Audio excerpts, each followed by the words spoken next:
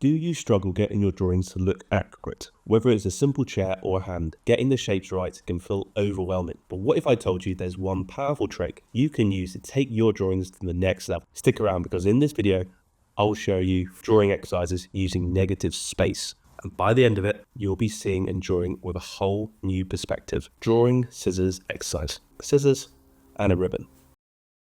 I've cropped the image to highlight the negative spaces between the ribbon and the scissors. This will give you another chance to practice identifying the shapes that exist in space around the objects.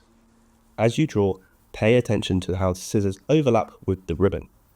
The areas between the ribbon and the spaces between the scissors handles are essential to the overall composition. Focus on these negative spaces and you'll start to see the overall structure and balance of these two objects without relying on outlining the scissors or the ribbon directly. Shade the negative spaces carefully. You'll notice that the shading around the objects defines their shapes and helps create a stronger, more dynamic drawing. What makes this exercise particularly useful is that it forces you to slow down and observe relationships rather than objects. Instead of asking yourself, how do I draw scissors? The question really becomes, what shape exists between these two edges? If you look closely here, the space between the ribbon and the blade forms a long triangular shape. It's subtle, but once you identify it, it becomes much easier to place the surrounding forms accurately. These negative spaces act almost like a map that guides where everything else belongs. As I begin shading these areas, I'm not thinking about rendering the scissors themselves. I'm simply filling the spaces that exist around them. Notice how the drawing starts to develop structure almost automatically. If you're finding this interesting so far, smash that like button and subscribe to the Portrait Guru for even more videos in the future. Another helpful thing to watch is how the ribbon curves around the scissors. The ribbon isn't just sitting beside the object, it weaves through the composition. That creates several smaller pockets of space, especially around the handles, along the folds of the ribbon. These little shapes are extremely valuable.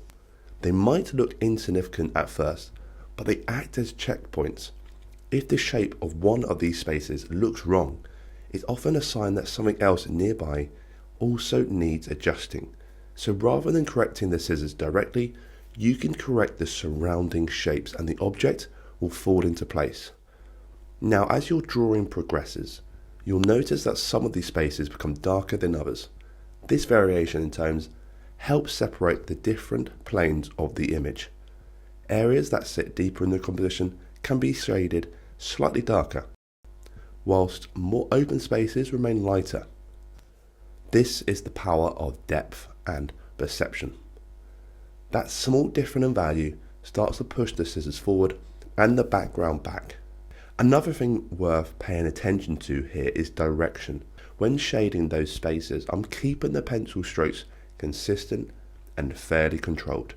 That keeps the drawing calm and readable, and it prevents the shading from becoming distracting.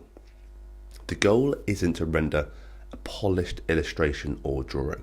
It's simply to clearly divide the shapes that exist around the objects. As more of these areas are filled in, something interesting starts to happen.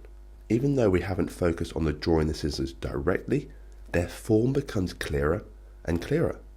The handles start to feel solid, the blades begin to read as metal shapes, and the ribbon feels like it's wrapping around them. They shift the attention away from symbols, this simplified idea of what we think scissors should look like, and bring your focus back to observation. You're drawing what's actually there, not what your brain expects to see. And that small shift in thinking can dramatically improve accuracy in your drawings. Want to go even deeper? Join the Portrait Guru membership for exclusive shorts, behind the scenes content, and exclusive chat rooms to help improve your art with fellow gurus. It's a way to support the channel and your own artistic journey. Check out the link in the description about different membership options. By the time the shading is complete, the objects feel a lot more grounded on the page. The spaces between them lock the composition together, almost like puzzle pieces. If you try this exercise yourself, take your time identifying those shapes first before you start shading. Spend a minute looking for the spaces. Once you see them clearly, the drawing becomes much more straightforward. Let me know how you got on with this negative space drawing exercise in the comments below. I'd love to hear from you. And you'll likely find that the objects almost draw themselves. The more you do this, the easier it'll be to tackle more complex scenes, and you'll get a much clearer understanding of how objects interact with one another. By now, I hope you're seeing how powerful negative space can be for your drawing. Once you get comfortable with this technique, you'll notice your drawings becoming more accurate, more dynamic, and easier to tackle even the most complex of subjects, whether you're working from life, photos, or even imagination. And if you're ready to take your drawing skills even further, check out this for more drawing exercises that will help you level up your skills.